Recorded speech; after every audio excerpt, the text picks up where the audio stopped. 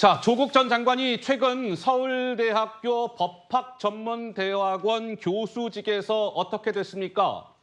파면 결정이 됐죠. 그런데 검찰이 조 전 장관을 재판에 넘긴 지, 그러니까 기소한 지 3년 5개월 만에 면직 처분이 나왔습니다. 이를 두고 늑장 징계다 이런 얘기가 나왔는데 뭐 이런 얘기가 있더군요. 한번 보시죠. 조국 징계 평균보다 8배 가까이, 그러니까 7배 넘게 걸렸다. 뭐 이런 겁니다. 2019년 12월 31일 날 기소가 됐고 지난 13일 날 서울대 교수직에서 파면이 됐죠. 그러면 3년 5개월이 걸렸습니다. 근데 지금 서울대학교에서 조국 장관을 제외하고 기소된 교수가 17명이 있었던 모양이에요. 조국 교수까지 하면 18명이었겠죠.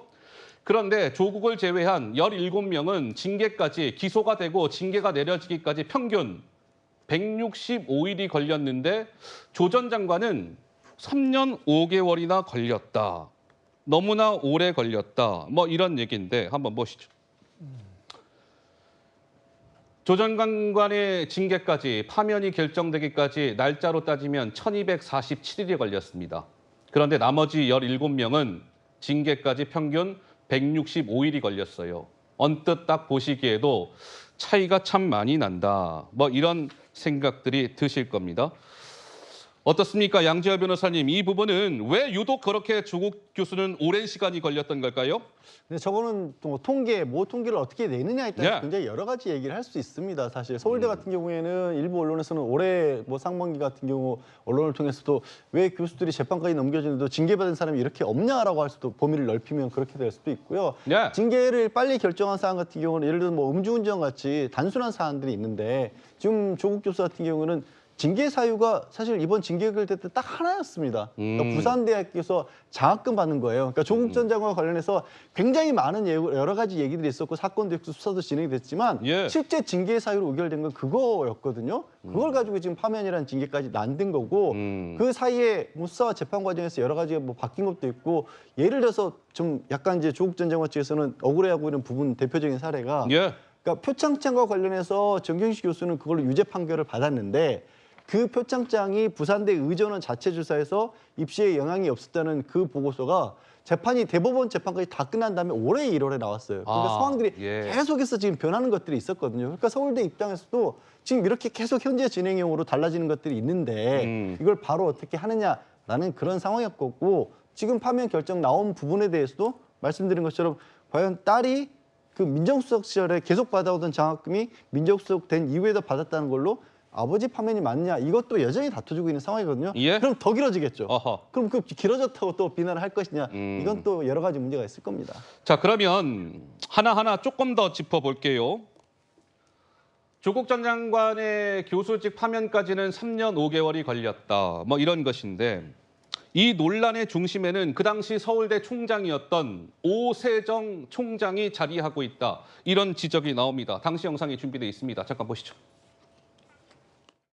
정경심 전 교수의 1심과 2심 재판을 통해서 조국 교수의 입시 비리가 확인이 되었기 때문에 즉각 징계 절차를 진행해야 된다고 보는데 총장님 어떻게 생각하십니까? 그 판결은 조국 교수 본인에 대한 판결이 아니고 어쨌든 분명하지 않은 상황이라고 판단을 해서 조국 교수의 1심 판결을 기다리기로 그렇게 결정을 했습니다. 네.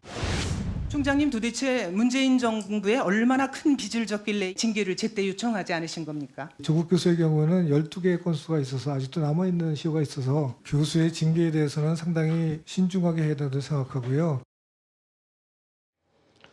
자, 그런데 이것이요, 이 징계가 서울대 교수직의 징계 절차가 이제 결정이 되기 위해서는 검찰로부터 저 교수가 기소가 됐습니다. 이렇게 통보가 되면 서울대학교 총장이 징계 의결 요구를 해야지 대학 내에서 그 징계 절차가 진행이 됩니다.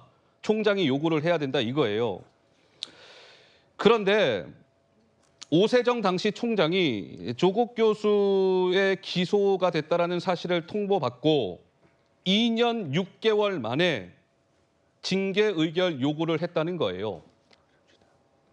그런데 조 전 장관을 제외한 나머지 17명은 기소가 통보가 되고 928일 뒤에 평균 징계 의결 요구가 있었습니다. 그런데 아니죠. 조 전 장관은 그러니까 2년 6개월 만이니까 928일 뒤에서야 오세정 총장이 징계 의결을 요구했다. 나머지 17명에 대해서는 평균 12일 만에 징계 의결을 요구했다. 이것이 맞는 것이죠. 12일 만에 됐는데 조 전 장관은 928일 뒤에 오세정 총장이 뒤늦게 징계 의결을 요구한 것 아니냐. 따라서 자연스럽게 징계 절차가 늦어진 것 아니냐. 이 주장에 대해서는 조정원 의원님 어떤 말씀을 주시겠습니까? 예, 아까 오세정 서울대 총장의 발언을 보면서 한 가지 제 귀에 쏙 들어왔던 게 예. 서울대 교수의 징계는 신중해야 된다. 어허. 서울대 교수는 뭐 하늘 위에는 구름 위에 있는 사람들입니까? 그게 국민 정서를 이해를 못합니까? 저 총장님께서 아마 국회의원직 내버리고 서울대 총장 가신 걸로 알고 있는데 그만큼 서울대에 대한 애정도 있고 총장이 국회의원보다 더 중요하고 생각하셔서 간 것까지는 이해하겠는데 징계를 안 하는 이유가 저는 지는 문재인 정부 때 어떻게 될지 좀 두고 봐야 되겠다라고 버티시기 같았어요. 근데 그 변명에 서울대 총장의 징계는 신중할 필요가 있다라는 발언을 들으면서 우리 국민들이 뭐라고 했을까? 서울대 교수 정도 되면 저렇게 보호를 받는구나. 저는 이렇게 생각합니다. 조국 사태의 본질은 무엇인가? 우리의 평범하게 하루하루를 살아가는 우리 시민들에게 소위 사회 지도층이란 인간들은 더 이상 정의롭지도 않다. 그리고 아무리 앞에서 뭐라 그러던 결국 다 지 살 길만 찾아가는 어허.